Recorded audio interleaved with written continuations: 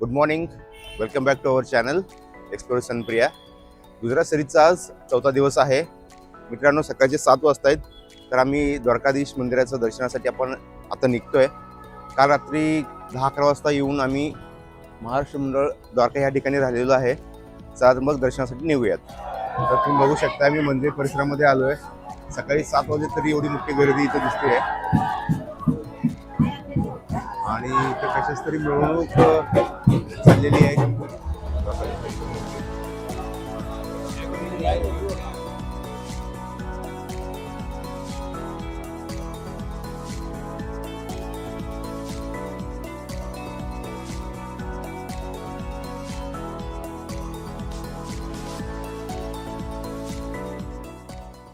आता मी gate number 2 समोरच्या दुकानात बॅग आणि मोबाईल लॉकरमध्ये ठेवलेत, कारण आता ह्या पुढे घेऊन जाण्यास परवानगी नाही आहे.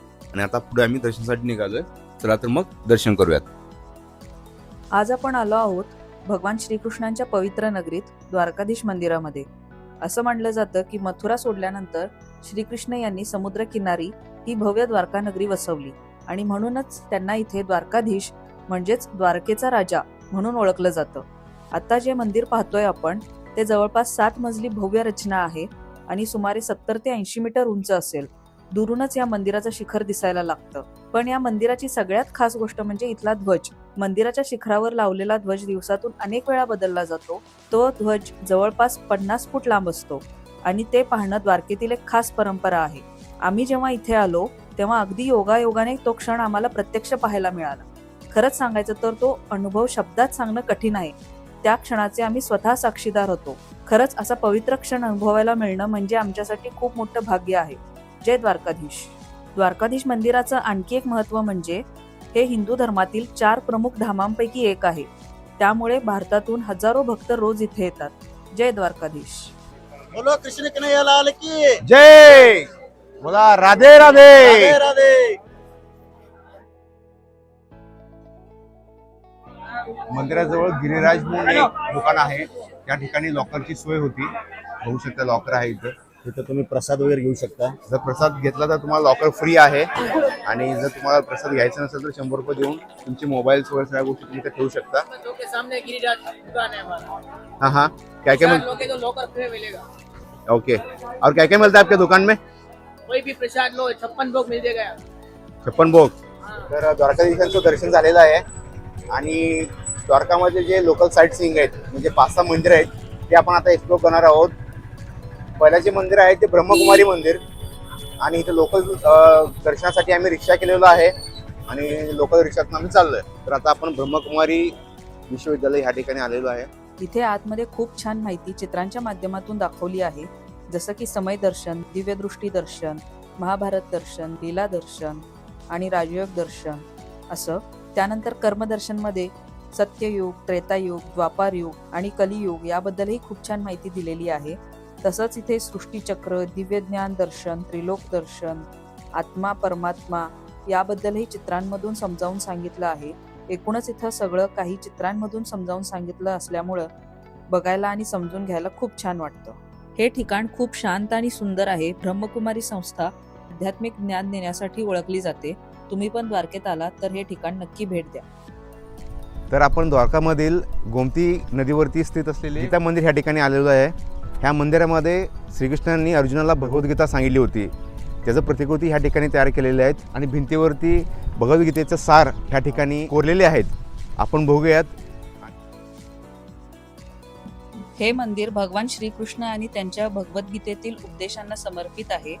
मंदिरात भगवान श्रीकृष्ण अर्जुनाला गीतेचा उपदेश करतानाची सुंदर मूर्ती पाहायला मिळते, जी महाभारतातील त्या ऐतिहासिक क्षणाची आठवण करून देते. मंदिराच्या भिंतींवर भगवद्गीतेतील अनेक श्लोक कोरलेले आहेत.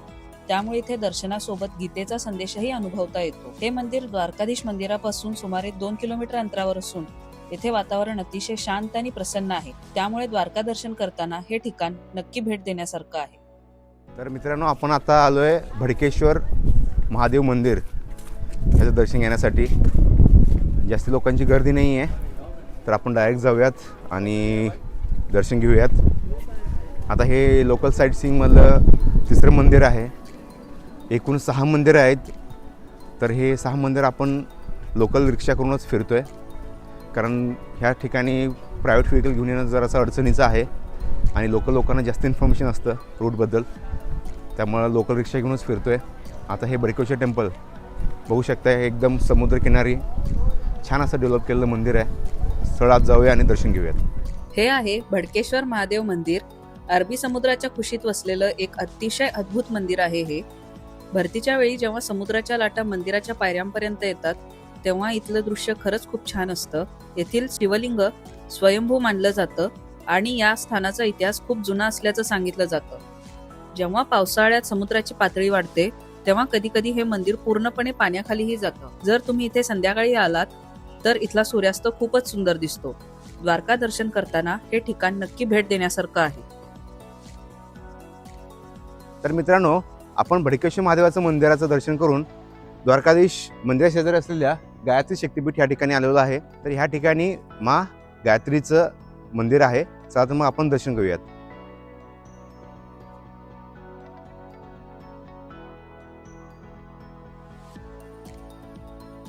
गायत्री मंदिराचं दर्शन करून आम्ही सिद्धनाथ महादेव मंदिराच्या दर्शनासाठी निघालो.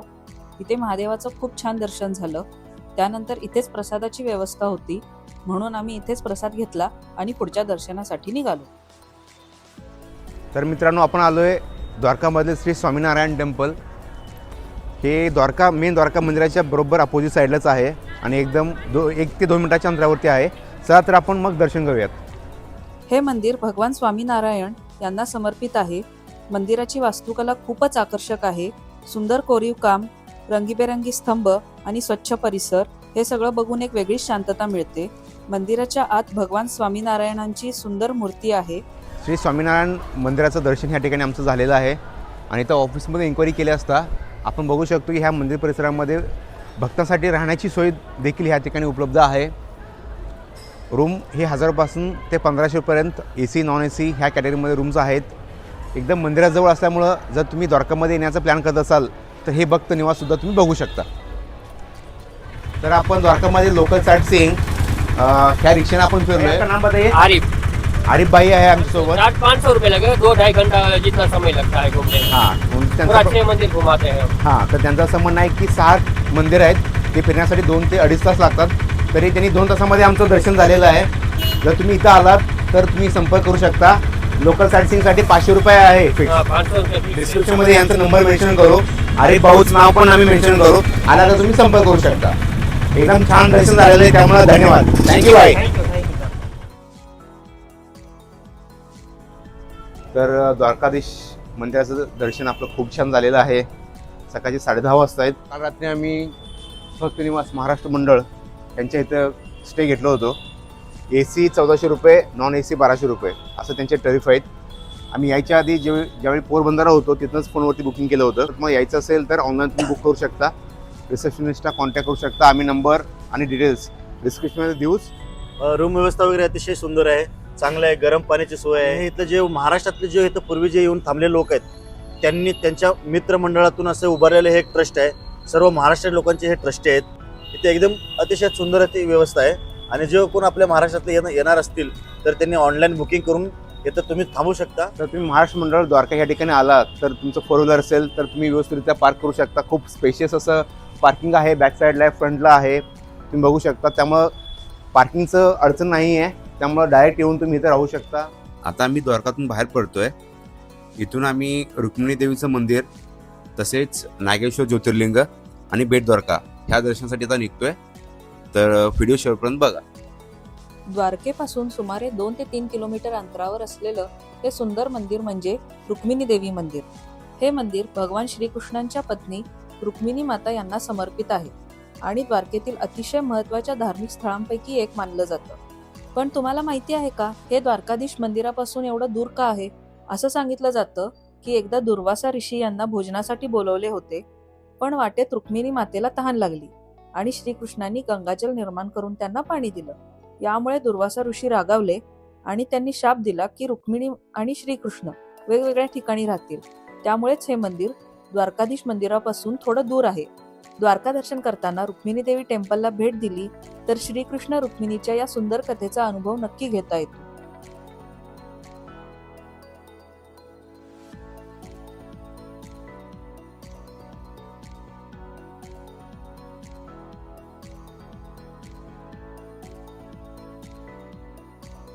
तर मित्रांनो, आपण द्वारकामधील रुक्मिणी देवीचं दर्शन घेऊन डायरेक्ट थेट आलोय 12 ज्योतिर्लिंगापैकी एक ज्योतिर्लिंग असलेला नागेश्वर या ठिकाणी. आपण बघू शकतो मंदिर, आणि आता जाऊया सरळ आणि महादेवाचं दर्शन घेऊयात.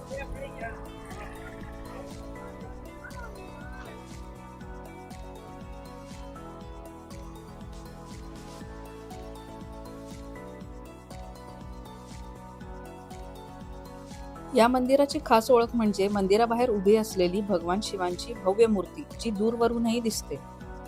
नागेश्वर ज्योतिर्लिंगाशी एक अतिशय रंजक पौराणिक कथा जोडलेली आहे.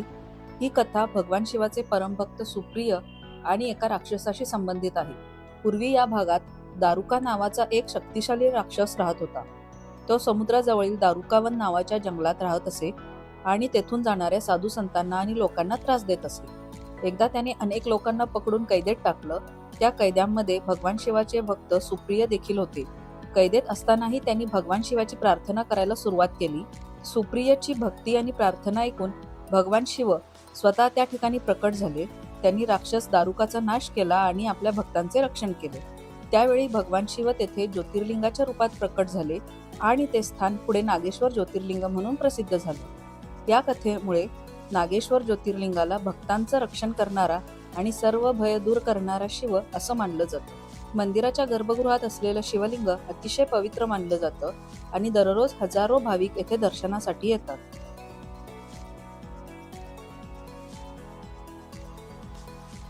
नागेश्वर ज्योतिर्लिंगचं दर्शन करून बेट द्वारकाला जात असताना मध्येच नागेश्वर मंदिरापासून अवघ्या 5 किलोमीटर अंतरावरती गोपीनाथ तलाव आहे. त्या ठिकाणी आता आपण आलोय. चला जाऊयात आणि बघूयात, एक्सप्लोर करूयात.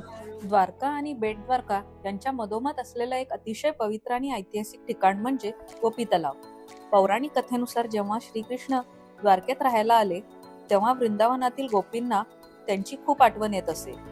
श्रीकृष्णांना भेटण्यासाठी त्या द्वारकेला आल्या आणि इथेच त्यांची श्रीकृष्णांशी भेट झाली. असं मानलं जातं की श्रीकृष्णांच्या वियोगात त्या गोपींनी इथेच आपलं शरीर त्यागून मातीमध्ये विलीन झाल्या. म्हणूनच इथली माती गोपीचंदन म्हणून ओळखली जाते आणि ती अत्यंत पवित्र मानली जाते. आजही भाविक इथे येऊन या पवित्र तलावाचं दर्शन घेतात आणि गोपींच्या श्रीकृष्णावरील अतूट भक्तीची आठवण करतात. इथे आलात तर गोपीचंदन नक्की विकत घ्या. इथलं गोपीचंदन खूप पवित्र मानलं जातं आणि अनेक भाविक ते प्रसाद म्हणून घरी घेऊन जातात.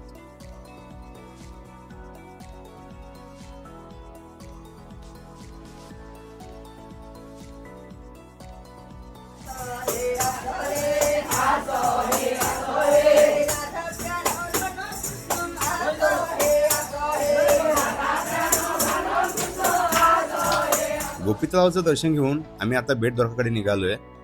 बेट द्वारकाला जाण्यासाठी सुदर्शन सेतू या पुलावरून जावं लागतं. हे न्यूली बिल्ड सेतू आहे. ह्या पुलाचं खूप छान डेकोरेशन असं केलेलं आहे आणि समुद्राचं दृश्य सुद्धा खूप सुंदर दिसतं. तुम्ही स्वतःची प्रायव्हेट व्हेकल घेऊन येत असाल तर तुम्ही साईडला लावून हे बघू शकता. सुदर्शन सेतू वरून तुम्ही जर पुढे आला ना तर तिथं पार्किंगची खूप छान व्यवस्था आहे. तिथं गाडी पार्क करून तुम्ही चालतही जाऊ शकता किंवा रिक्षानेही जाऊ शकता. तिथून पार्किंग पासून 1 किलोमीटरचं डिस्टन्स आहे मंदिराचं. तर आम्ही रिक्षाने जायचं ठरवलोय. आता दुपारचे 3 वाजलेत. मुख्य द्वारकाधीश टेम्पल 4:30 वाजता उघडणार आहे. अजून आमच्याकडे 1 ते 1.5 तासाचा वेळ आहे. ह्या वेळेमध्ये आम्ही सोनेकी द्वारका हे एक्सप्लोर करणार आहोत. चला तर एक्सप्लोर करूयात. बेट द्वारकामध्ये असलेलं एक खूप इंटरेस्टिंग ठिकाण म्हणजे सोनेकी द्वारका. कथेनुसार श्रीकृष्ण यांच्या काळात द्वारका नगरी अतिशय समृद्ध होती आणि अनेक ठिकाणी सोन्याचे महाल आणि सजावट होती. त्यामुळे या भागाला सोनेकी द्वारका असं म्हणतात. आज इथं एक छोटंसं प्रदर्शन तयार केलं आहे जिथे श्रीकृष्णांच्या काळातील द्वारका नगरी कशी असावी याचं सुंदर मॉडेल दाखवलं जातं. इथे तुम्हाला सोन्यासारख्या सजावटीमध्ये द्वारकेचे महल, रस्ते आणि त्या काळातील जीवनशैलीचं चित्रण पाहायला मिळतं. म्हणूनच बेट द्वारका दर्शन करताना भाविक आणि पर्यटक इथे नक्की भेट देतात. बेट द्वारका इथे आलात तर सोनेकी द्वारका पाहायला विसरू नका, कारण इथे तुम्हाला श्रीकृष्णांच्या द्वारकेची एक सुंदर झलक पाहायला मिळते. सोनेकी द्वारका पाहून आता आम्ही बेट द्वारकामधील सर्वात महत्त्वाचं आणि पवित्र ठिकाणी म्हणजे इथल्या मुख्य द्वारकाधीश मंदिरात निघालोय. पौराणिक मान्यतेनुसार इथेच भगवान श्रीकृष्ण यांचा राजवाडा होता आणि ते आपल्या कुटुंबासोबत इथे राहत होते. मंदिरात भगवान श्रीकृष्णांची अतिशय सुंदर मूर्ती आहे आणि रोज हजारो भाविक इथे दर्शनासाठी येतात. द्वारका यात्रा करताना बेट द्वारकेतील या मुख्य मंदिराचं दर्शन घेतल्याशिवाय यात्रा पूर्ण होत नाही. तर मित्रांनो, द्वारका येथील द्वारकाधीशांचं खूप छान सकाळी दर्शन झालं. त्यानंतर द्वारकामधील जे छोटे मोठे मंदिरे होते ते लोकल साईट सीइंग सुद्धा आम्ही केलं.